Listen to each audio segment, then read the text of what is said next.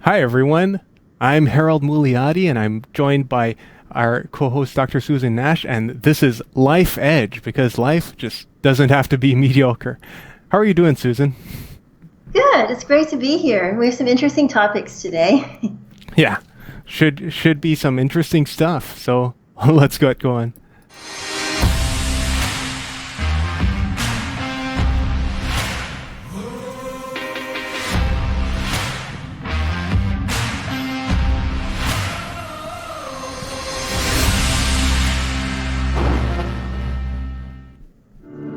This show is sponsored by Relate Corporation. Digital learning development, media development, corporate video, management consulting, and more. Visit us at www.relate.com. Thanks.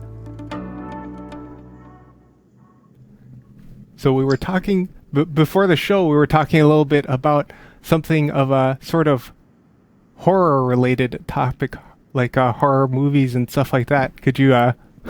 could Yeah, you I think it'd be describe fun to that? talk about that. And then we also talked about batteries. Yeah. So a new battery tech. So, I mean, I guess they kind of go together. I suppose they could. Yes, there are a lot of ways they could. Yeah. Well, so I don't, there's a lot of interesting work these days about new batteries and new battery technology. And the demand for lithium ion batteries for like the Tesla cars is just going crazy. Oh yeah, and from what I understand, I'm not too up to date on the battery world, but a lot of the pressure on the battery industry right now is that it's getting more and more expensive to get cobalt because one of the main kinds of high energy density batteries used in electric cars and stuff like that right now is lithium, manganese, nickel, cobalt batteries, or I think they're called nickel, manganese, cobalt batteries.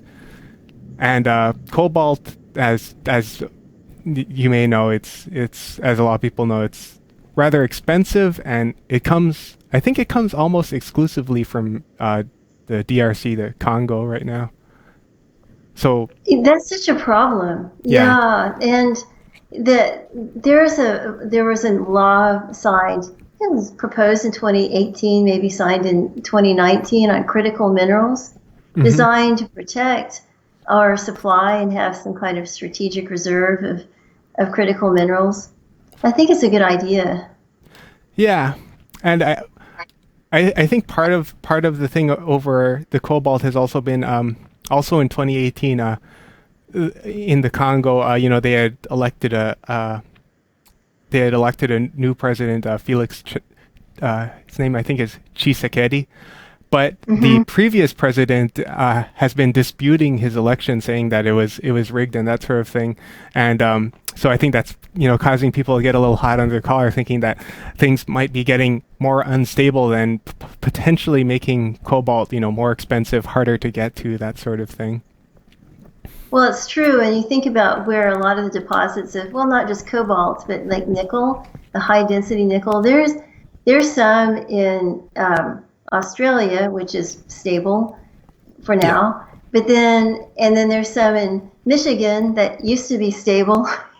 yeah, that's true. Yeah. but they have there's some kind of, I mean, so many of the world's deposits are in places where they just have fragile democracies and histories of corruption. Yeah. Well, and also, I think manganese. Yeah, manganese is another important chemical in those batteries that they've been using, and that comes primarily from South Africa, I believe. I might be mistaken on that, but I believe it's South Africa. I'm not sure.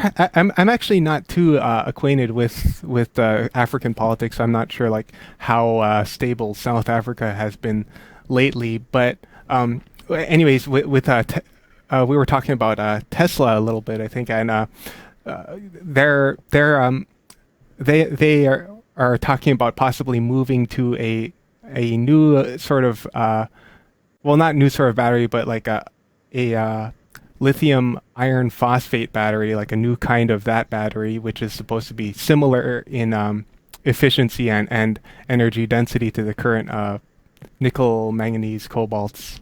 You said remembering all these chemicals, Then, batteries. yeah, getting rid of the cobalt and nickel, which would be useful. I mean, and lithium is found in a lot of different places, so it's not that there isn't lithium. Yeah. And it's different forms. It's just really expensive to concentrate. It is, yeah.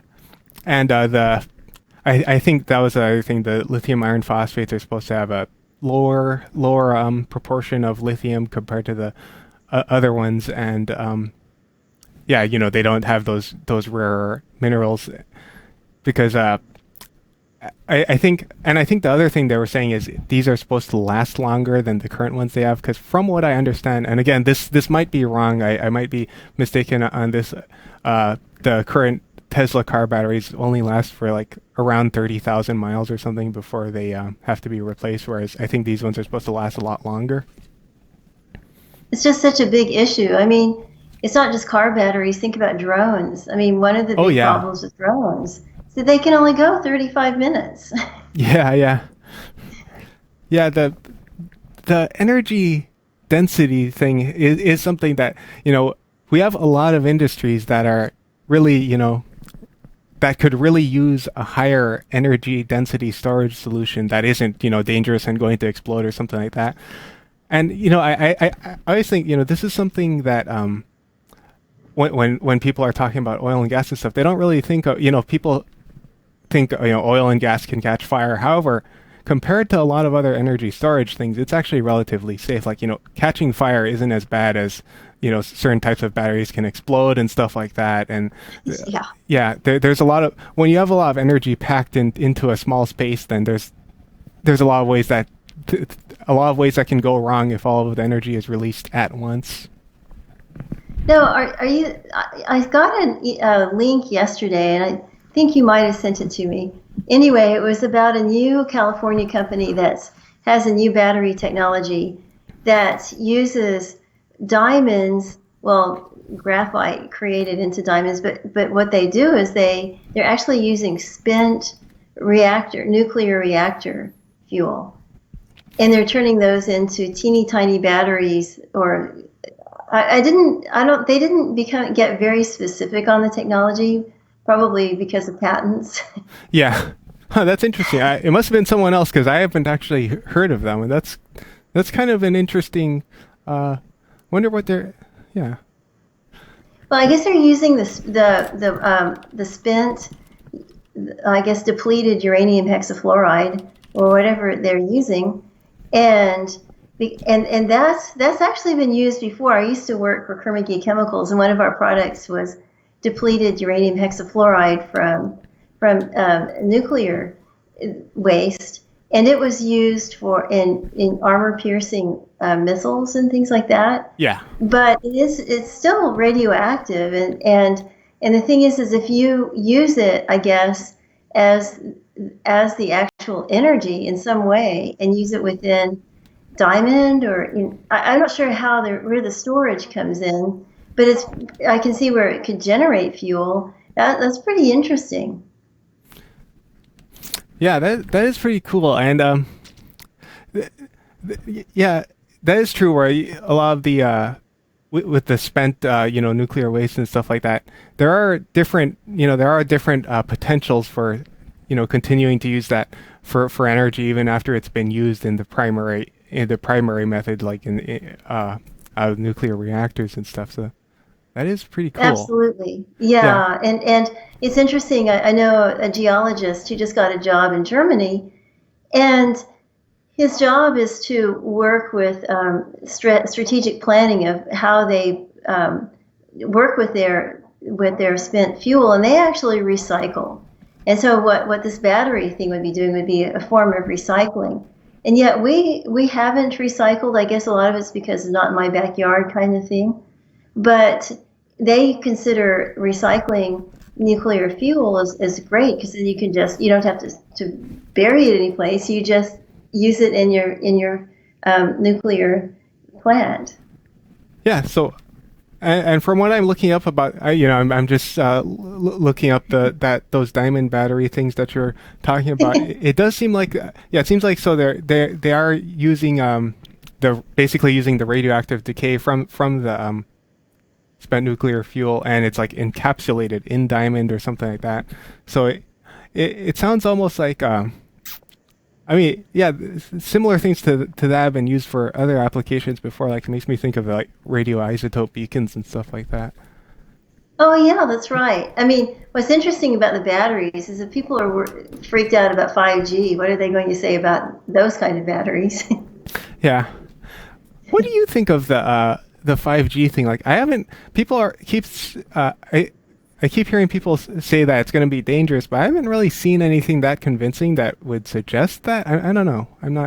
I don't even think that, I've seen people buying and selling Faraday cages. Here's for your phone, your Faraday cage, so it doesn't hurt you. Well, if it does, but if it's in a Faraday cage, it's not going to work for you either. Yeah.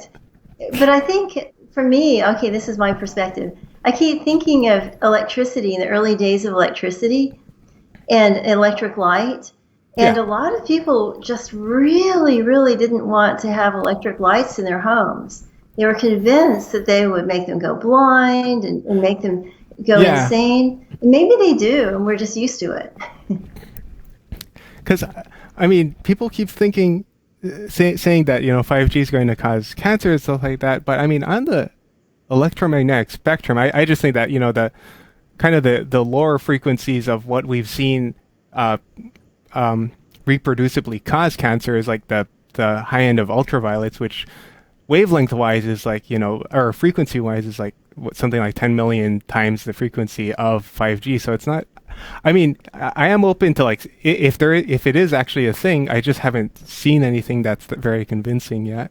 And I do think it is. No, I've listened to conspiracy theories, and my sister is completely convinced, and she's upset because there are 5G towers within 1 mile or 2 miles of her. They're like 3 miles from me. But the thing that I don't really think is terrible is that they're not that strong. I mean, you have to have quite a few of them close. Yeah. And as far as I understand it, they aren't the kind of frequency. It's not like being underneath electromagnetic fields from high tension wires. Yeah. Or being inside a microwave or something. I think luckily most of us are too large to fit inside of a microwave comfortably, so I don't think we have to worry about that on a day-to-day basis. Well, yeah, actually, I'll just take a rest. I think I'll rest and just lie in the microwave. Yeah. Speaking of scenarios that might make people uneasy.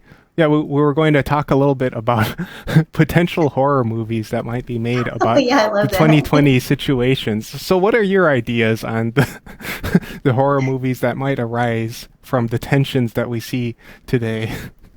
Well, I think, okay, first of all, think about how horror movies arose in the past. Like, okay, what was Swamp Thing about? And what was Godzilla about? They came right after World War II and radiation sickness and all that. And they were just both, like happy-go-lucky lizard until they got radiated. Irradiated. And so I think we're going to have some COVID plague / type of horror movies, and something that has to do with something. Well, I kind of find that interesting, because what I was thinking when you said that was we kind of did have, we had that wave in the kind of mid 2000s of all of these zombie movies that were about diseases causing people to become zombies, but I guess back then that wasn't necessarily from probably wasn't born out of concern about diseases themselves, but more, I don't know, the whole zombie thing. Where do you think that comes from in the? Well, I've read some there's a really interesting Slovenian critic called his last name is Zizek, Zizek, and he talks about how it's actually reflecting class conflict. And so zombies, they're icky and gross, and they just gravitate towards shopping malls, and they're just constantly consuming, and so they're kind of like the disgusting lower level consumption of just like constant consumption and greed, and they're kind of like I don't know, the ones who would live out in, like trailer trash type of, I mean, I hate that term, but whatever, but they're considered fear. That's kind of like people reflecting people's fear and prejudice against the poor and the consumers. Whereas the vampires are reflecting a fear of the elites. Yeah, interesting. Yeah, consuming you in a different way. Yeah. One eats your brains and the other makes you fall in love and you die, suffering a horrible death of infinite, helpless longing. Yeah. I also kind of think that the whole zombie thing, part of it could also be, the fear of being taken over by lifeless hordes, is that the 21st century has been kind of, there hasn't been as much, I don't know if I would say less conflict necessarily, but, compared to the 20th century, the conflicts that happened, I feel in the 21st century have been a lot more abstract in nature, a little less tangible. So it's almost like this,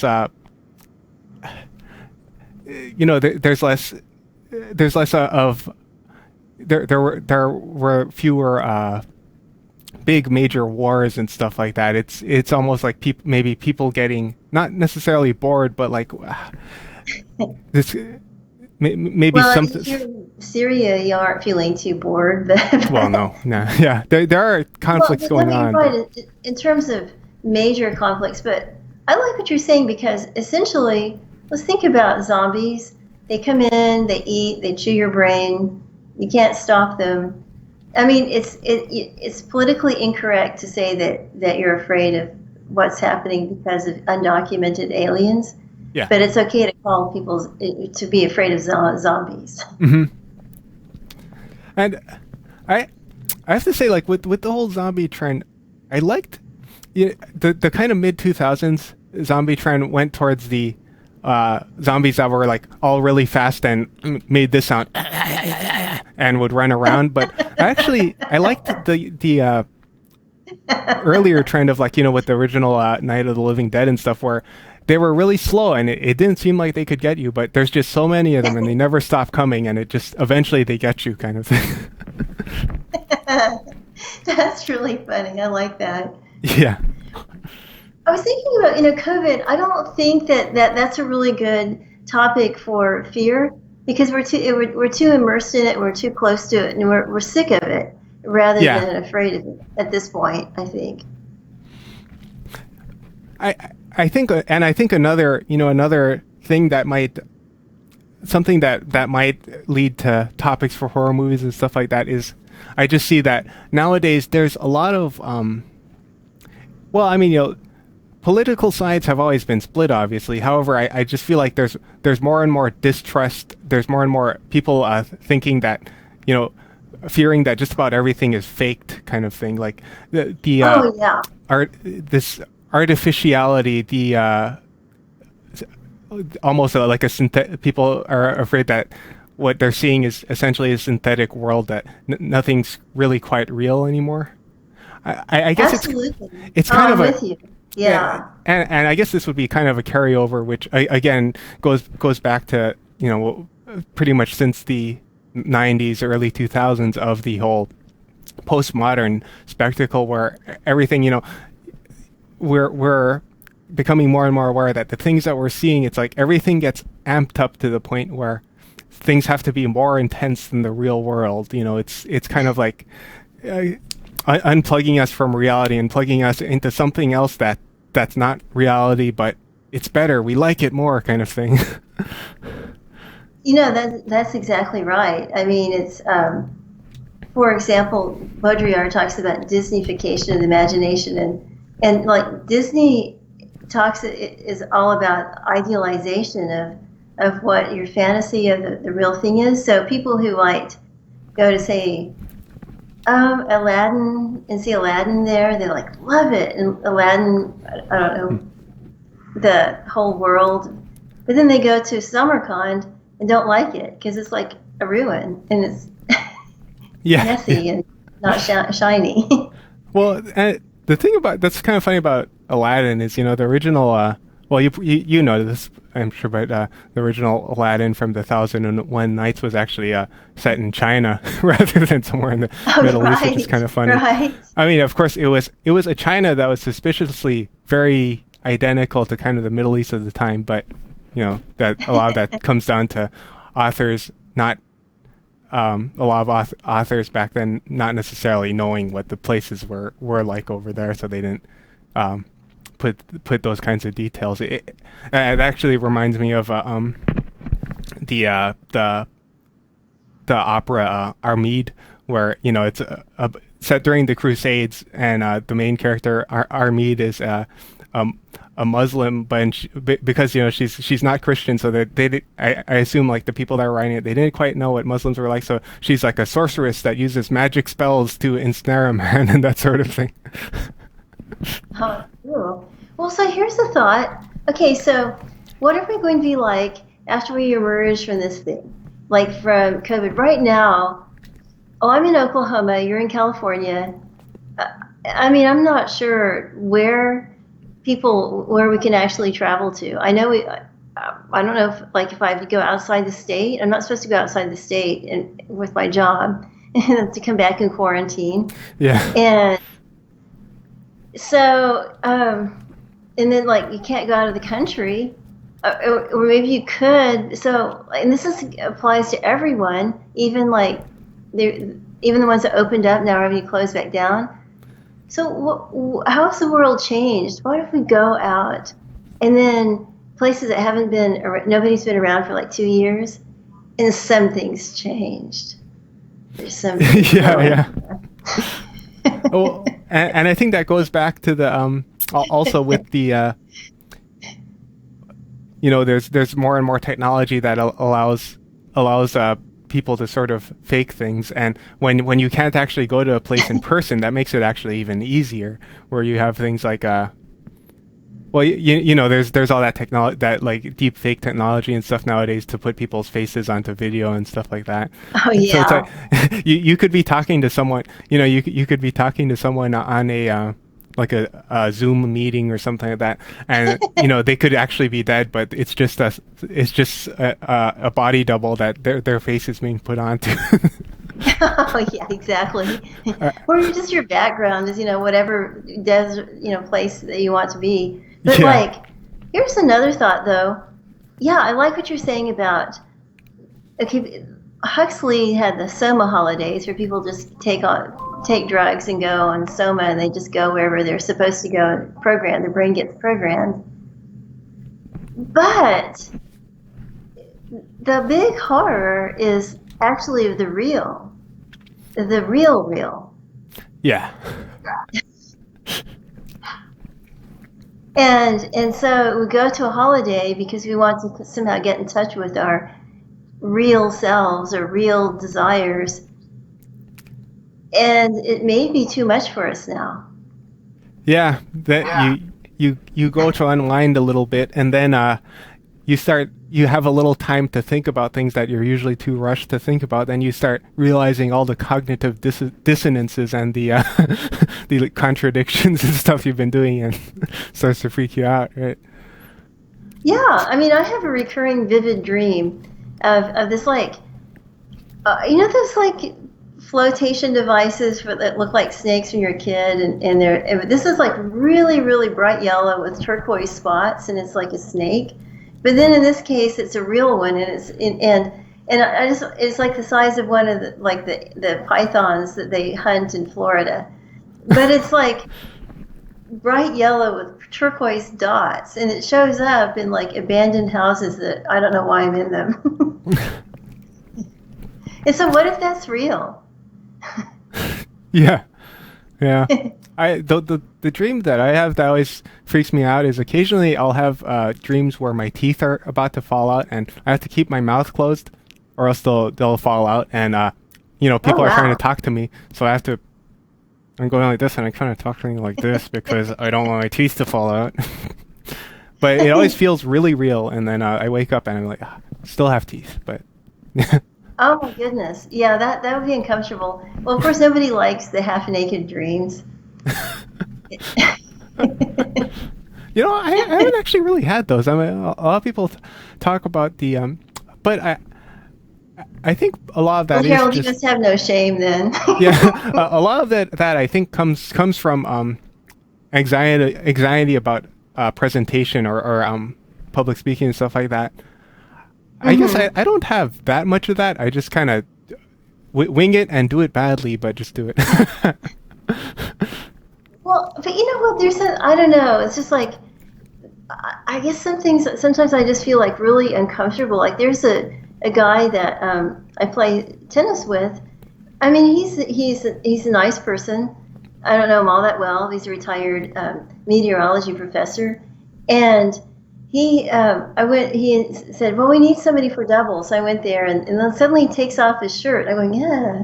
I was just like, I was like so embarrassed. And like, I know there's something wrong with it, but I couldn't look at him. It is funny. It's I think that goes back though to the thing about the horror of the real, where it's like it really messes with people when we or other people do things that reminds us of our being not that much different than just an animal. It's like, oh, once you take off the clothes, once you can't understand what the person's saying anymore, then it's like. Well, that's true. Like I started thinking, oh my gosh, like I have the same feeling that I have when I wake up from one of those dreams where I've forgotten to wear, a skirt or something, and I'm wandering around. And so I thought, okay, this is triggering me that same feeling, like like. Yeah. And so maybe I was feeling that maybe it's contagious, like he forgot his or took off his shirt. What if it's contagious and I'll do the same thing next? No. Before you know it, everyone's taking off their shirt, and then they're going to take off their skin. Exactly. What's next? Yeah. That's the big thing too, like taking off your skin. That's a very scary thought. But I think that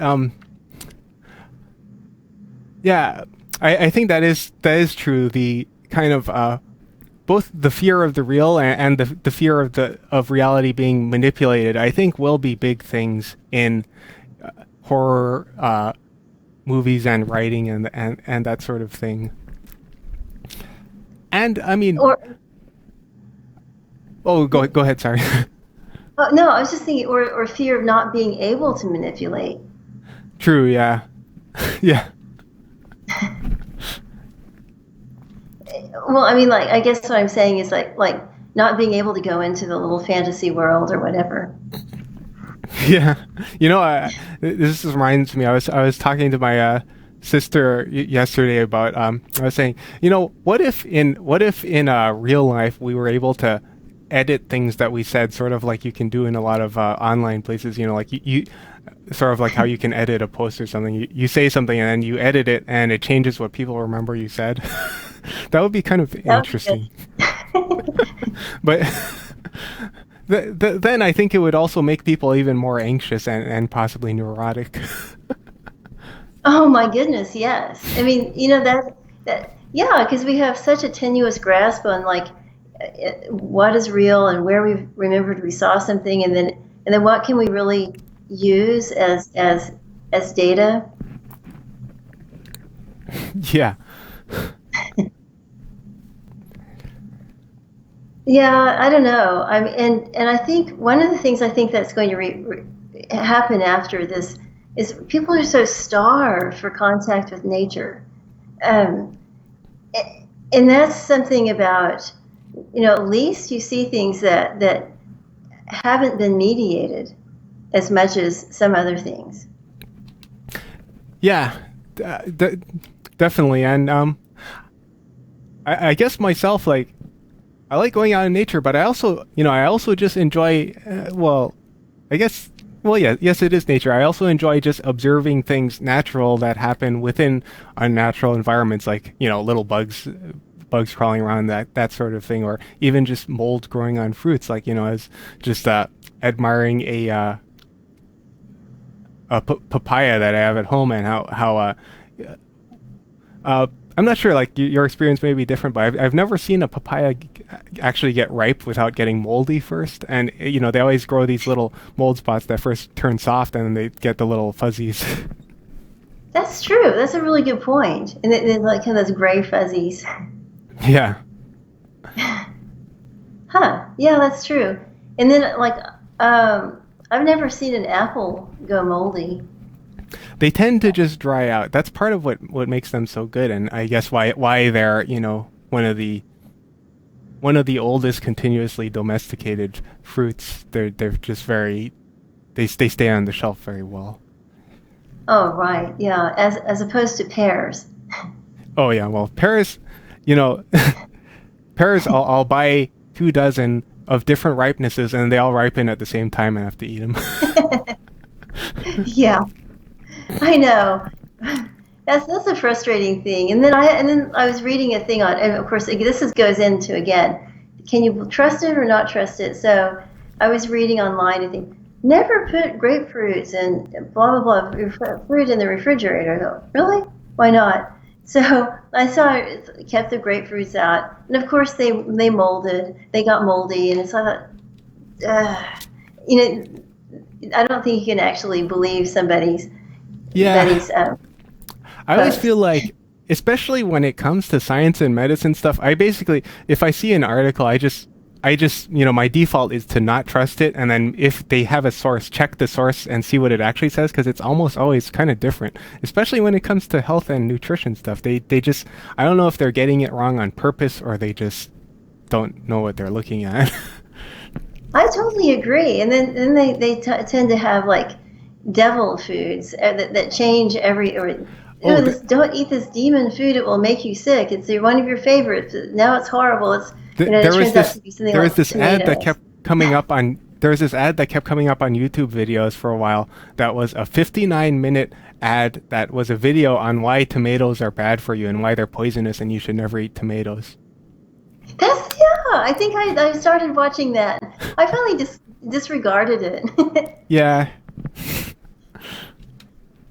Yeah, I mean, maybe that would be another thing that people would be, like, horrified that suddenly the fruits and vegetables that you think are good turn out to be horribly toxic for you, and then it changes all the time, and you don't know what to trust. Yeah, and the other thing is, the problem I see with a lot of the nutrition science reporting is that, for example, there's the thing about foods that have some charring or burning on them being carcinogenic. However, what they don't tend to, so the article will say, this causes cancer, you shouldn't eat it now.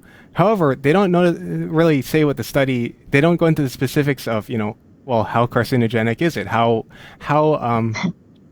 significant is this actually? Because a lot of times, things might cause a problem if you eat a whole ton of it, or if you're like a lab rat eating your body weight in it, but it may or may not actually be a problem in actual practice. So I just tend to take these food things with a grain of salt.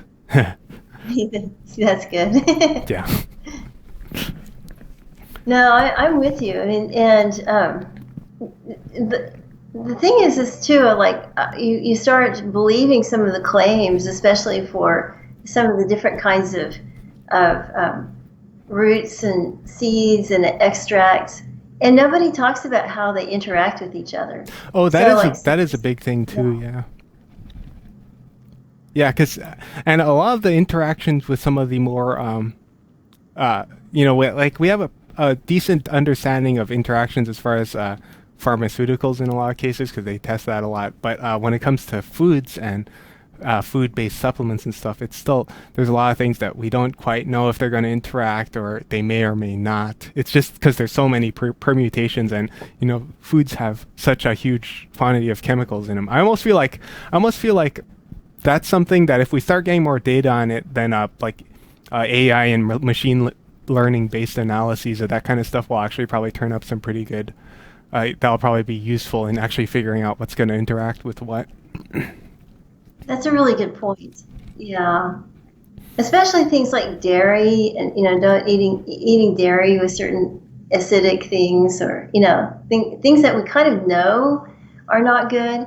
But then, when in terms of the supplements, like, was it St. John's wort? Supposedly a wort, or however it's pronounced. Apparently, that's really pretty powerful. And then even like grapefruit. Speaking of grapefruit, you're not supposed to eat it if you take statins. Statins. It actually interacts with quite a few different types of drug.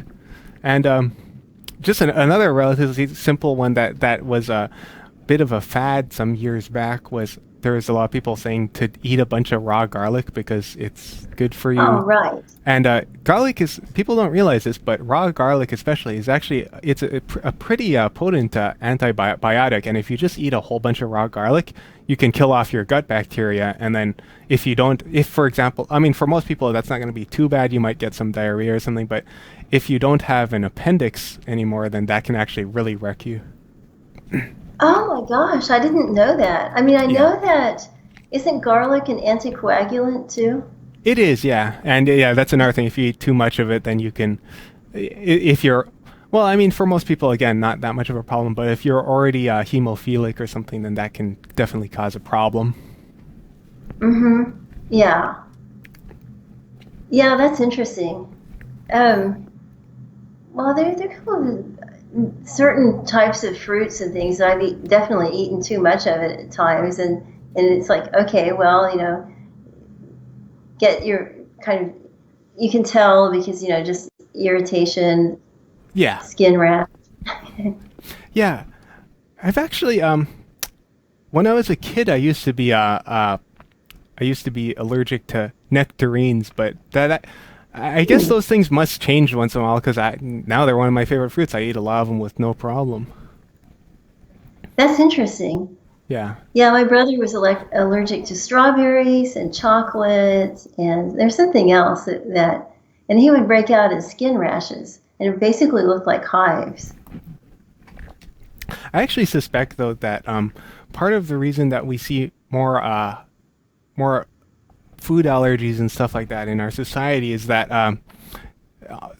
our immune system is probably primed to be fighting more stuff than it does in our society. So because we have very few parasites and diseases running around in American society and a lot of the developed world nowadays. So I suspect that because of that, our immune system is kind of like it starts reacting to other things because it's not fighting the things that it was more developed. That would make sense. So you got this autoimmune reaction because you just overreact to everything. Yeah, because for much of human history, certain types of pinworm were almost ubiquitous, parasites for humans, but we've mostly got rid of them here. There and in countries that have a high incidence of pinworm infestation. If I understood what the study is I was reading right, I might not have. Then you see lower incidences of allergies and certain things like certain kinds of cancers and that. Wow, that's crazy. Wow, but that makes sense. It totally makes sense. Yeah. Yeah, that is another field. Like immunology, I think it's a field that's really kind of starting to hit its stride. Like we've known some about it for a good while, but it is one of those things that we're learning quite a bit more about the immune system and what it really does and how to work with it. Yeah, exactly, and that brings up the whole idea of immunizations and vaccines and things like that. And I respect science. The the same time, it's hard to think that there's going to be one size fits all for certain types of immunizations, and I don't know though. I'm glad we had a polio vaccine though. Yeah, I mean the polio one definitely seemed to work pretty well. I mean, yeah, I guess immunizations, they've had kind of a, here and there kind of record. Some of them worked well, some of them did not. I'm not so familiar with vaccines in general. So I mean, yeah, but yeah, definitely the polio one does seem to have helped. I think that was a pretty big problem, especially with children before. Oh yeah. Yeah, and then I don't know how effective yellow fever vaccine is, but I used to have to have it before I went to certain countries. You'd have to show your card. Right. Oh, back in the good old days, so I could go to dangerous places or go to any places. Yeah, dangerous places. All right, well, I think we're about out of time, and This is fun. I thought that was a pretty good conversation. Some I like that horror movie topic. I thought that was pretty interesting that she came up with. Yeah, it's inspiring me to write some maybe plots for horror movies for 2020. What terrifies or people? Set in 2020. Yeah, I mean horror movies set in 2020 are just so appropriate because somebody told me that they said that in the future 2020 will be a 4-letter word instead it's 4-numeral word. Yeah. And like you were saying on a previous show, we still don't know what the third thing is going to be. We've got 2 big things going on. Who knows what could come next? Yeah. Well, I think alien invasion. Yeah. Alien invasion or time travel. Without time travel, I mean, I like the idea of time travel, but with volition and some ability to program where I go and when. I wouldn't like just random time travel. Well, no, I think that wouldn't be very good, because I think if it was just random time travel, you'd be liable to just accidentally end up with your body stuck halfway into a wall or something, because you didn't. That at some point in history there was a wall there. Yeah. or what with a tectonic plate shifting, then suddenly you're inside a mountain. Yeah. No more Yeah, I thought I was going to Pangea, not here. Yeah. Well, this has been great. Yeah. All right, well. So, sorry that Rick couldn't make it because of his voice, but, well, we had a good show. Yeah. Well, Rick will be on next week, and hey, for everyone out there watching, thanks for tuning in, and we'll see you next week on Life Edge. Thanks, Harold. All right. Thank you, Susan, and bye, everyone.